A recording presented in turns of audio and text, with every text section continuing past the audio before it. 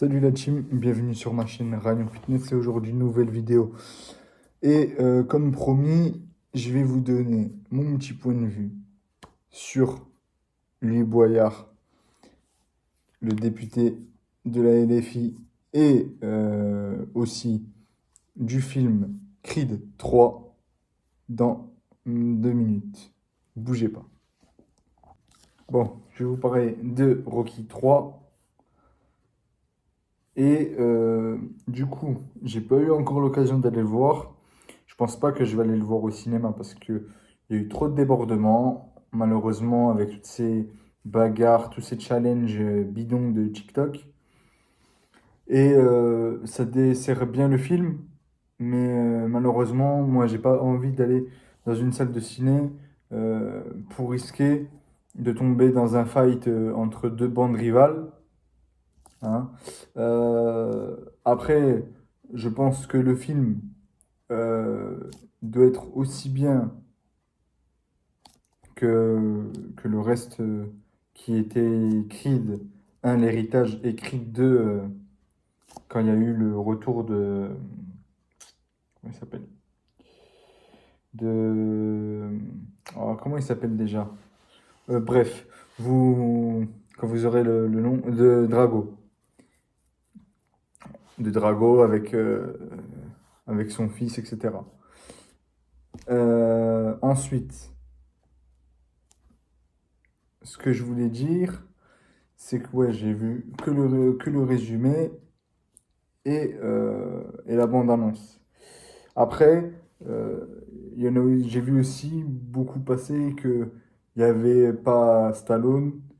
Je pense que c'est bien que Michael B. Jordan a pris un peu plus de contrôle sur la série, enfin sur la série, sur la trilogie des Creed, parce que au début c'était Rocky, donc Stallone qui était le protagoniste, le héros, etc. Et c'était lui qu'on suivait. Maintenant c'est normal que c'est Michael B. Jordan qui est un peu plus centralisé, que Stallone s'éloigne un petit peu. Bon, je pense aussi que il s'est éloigné pour des mauvaises raisons, parce que euh, en sachant que le scénario était beaucoup sur des bandes rivales, etc. Je pense aussi que c'est pour ça que ça a dû lancer autant de, d'agressivité envers les bandes, etc. Et que c'est peut-être pour ça que les jeunes veulent s'affronter en bande dans le cinéma pendant la diffusion, en sachant totalement que je suis contre ce genre de comportement. On est au cinéma pour passer un bon moment en famille, regarder un film qui nous fait du bien, qui voilà, nous fait passer un bon moment et nous permet d'évacuer le stress, etc.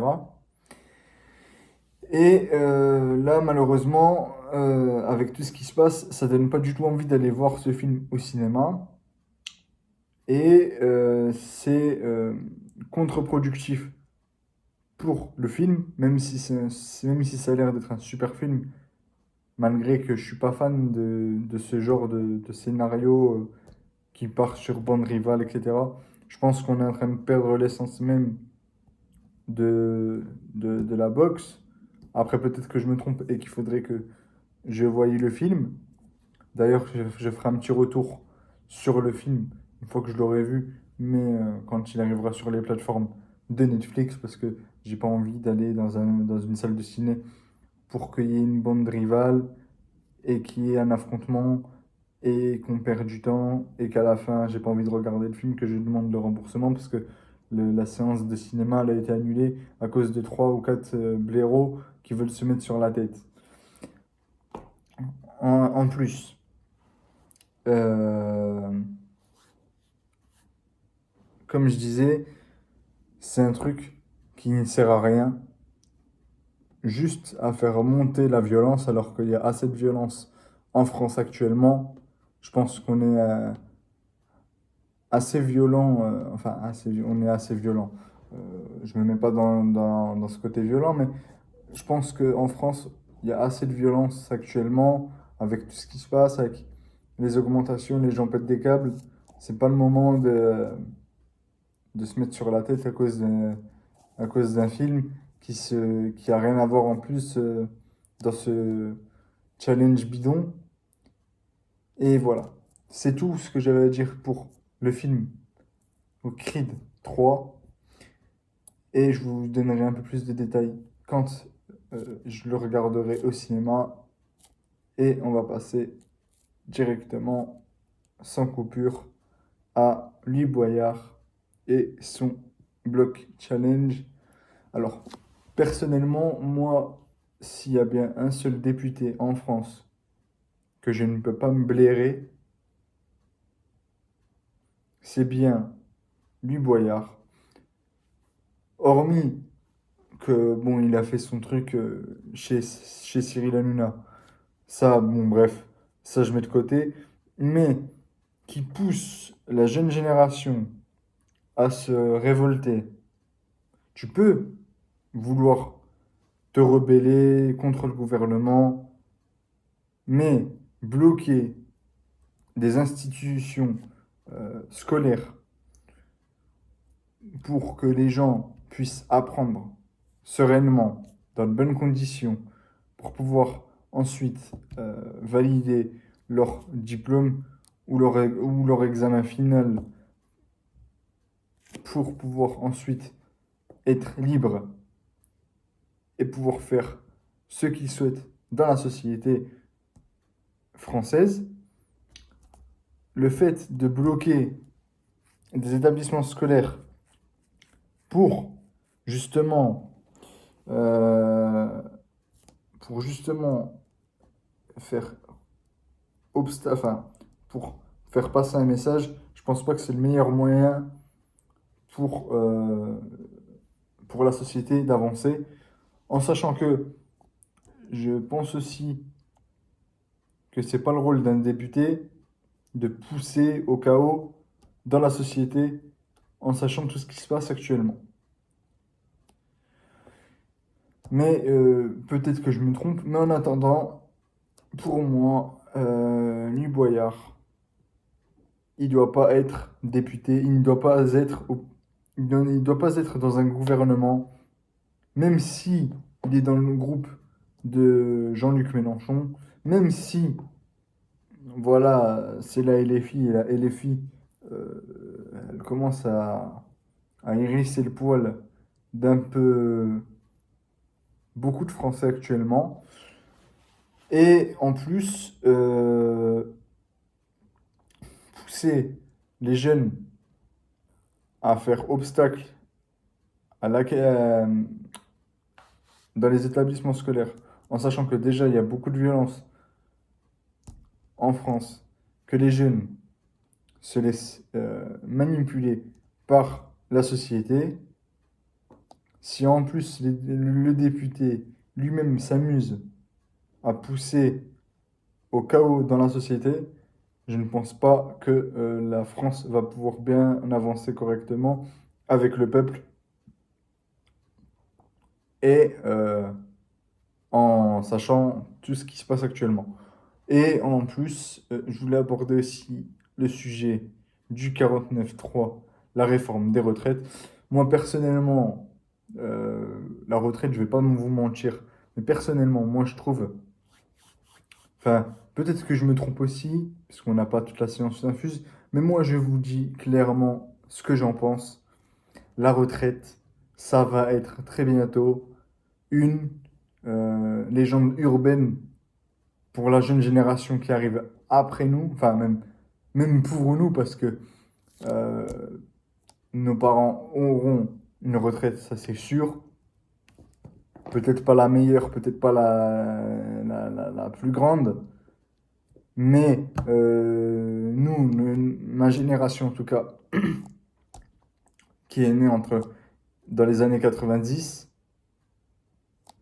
90, 96, etc., je peux vous dire que on est dans une belle merde et que je sais pas où on va aller, mais la France promet d'être dans la merde très bientôt si on ne commence pas à à chercher des solutions pour s'en sortir et justement pas enfoncer les gens qui travaillent, etc. En sachant que c'est bien joli de vouloir taxer absolument euh, les, les foyers modestes, donc la classe moyenne, mais euh, toutes les personnes, par exemple, qui payent pas d'impôts, qui sont là en France, qui vivent en France, etc., mais qui n'ont pas d'impôts, mais qui ont une paye totale, ça, je trouve que ça, c'est injuste. Ensuite, si, euh, si je dis pas de bêtises, il me semble aussi que tout augmente actuellement, mais les salaires n'augmentent pas. Tout simplement parce qu'il y a trop de problèmes. Mais il n'y a pas aussi il y a pas que le fait que les gens ne payent pas d'impôts. Il y a aussi le fait, bon, il y a toutes les aides, etc. en France, mais il n'y a pas que ça qui joue. Il y a aussi le problème que tu as des propriétaires de maisons qui vont gonfler des loyers et les locataires, ils vont payer une somme pour, par exemple, je vais vous donner un exemple tout bête. Par exemple, votre maison, elle donne sur Fourvière à Lyon. Vous allez payer parce que vous avez une belle vue de la ville, de l'ensemble de Lyon. Voilà. Si vous avez une belle vue, vous allez payer un peu plus de loyer. Ce que je trouve ça un peu aberrant parce que voilà, tu vis dans ton appartement, etc. Après, ceux qui l'exposent, donc si tu es par exemple vu sur la mer, etc., euh, la mer, elle fait pas partie, c'est pas, ça fait pas partie du propriétaire. Donc, je vois pas pourquoi, sur une facture, cette stipulé, enfin, c'est pas stipulé, mais je comprends pas pourquoi la personne devrait payer plus cher alors que elle est juste, elle vit dans sa maison, elle a bon, on va dire qu'elle a son petit jardin et qu'elle a la vue sur sur la ville de Lyon, enfin sur la ville de Lyon, sur Fourvière en tout cas, ça c'est un exemple, et ils vont payer un surplus parce que voilà, ils ont une belle vue. Moi, je pense plutôt que les loyers, ils devraient être euh, bien structurés. Tu payes ton logement, tu payes ce que tu as, et puis c'est tout. Tu payes pas les éléments extérieurs qui font pas partie du propriétaire. Une vue, ça fait pas partie d'un propriétaire. Et ensuite, pour les salaires, en France en tout cas, je pense aussi personnellement que les salaires sont beaucoup trop bas en fonction de la vie actuelle. Je pense qu'il faudrait augmenter un petit peu, hein, baisser un petit peu les charges, parce qu'il y a trop de charges, il y a beaucoup trop de charges. Beaucoup trop de charges, il y a beaucoup de choses à payer pour pas beaucoup de profit. Et c'est ça le problème. On peut dire que c'est la crise, on peut dire que c'est la guerre en Ukraine. Moi, je dis, il y a anguille sous roche, c'est pas possible. C'est pas possible que tout est parti que de la guerre en Ukraine. Ça, c'est ce que le gouvernement français veut faire croire. Et en plus de ça, tout, tout ce qui est augmentation actuelle ne baissera pas dans le temps. Une fois qu'ils ont augmenté les prix, Ils vont peut-être descendre de 1 ou 2%, histoire de calmer les Français, mais ils vont pas baisser plus que ça.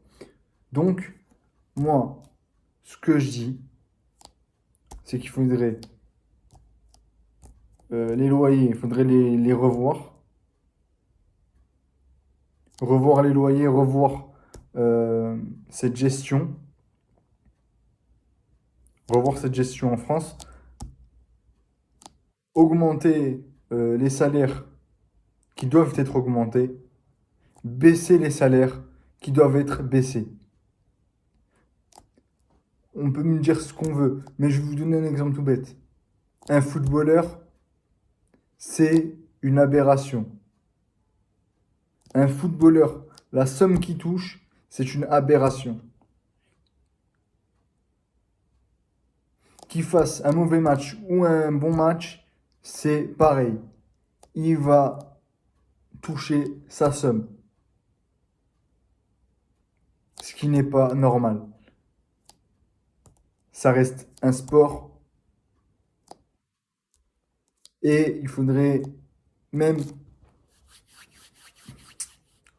il faudrait même qu'ils baissent beaucoup, beaucoup, beaucoup leur pays parce que, enfin, chez les hommes en tout cas, parce que si on réduisait les pays des footballeurs masculins en tout cas, on pourrait remettre de l'argent dans les caisses de l'État français et ensuite l'État français pourrait mettre cet argent à la disposition des entreprises moyennes qui puissent pouvoir s'en sortir et qui puissent vivre euh, avec sérénité et ne pas être avec une pression permanente ou avec un couteau sous la gorge en permanence. Et de plus, je vais vous dire, l'équipe, je trouve ça vraiment très très très grave que en 2022, on soit dans une merde noire comme ça, en sachant que il y a encore beaucoup beaucoup de choses qui vont pas, enfin, il y a encore beaucoup de choses qui tournent pas rond en France. Je vais pas revenir sur l'affaire de Pierre Palmade, mais par exemple Pierre Palmade, c'est une affaire de fou. Et voilà, c'est tout ce que j'avais à dire. Maintenant, dans les commentaires, si la vidéo vous a plu, vous pouvez mettre un petit commentaire.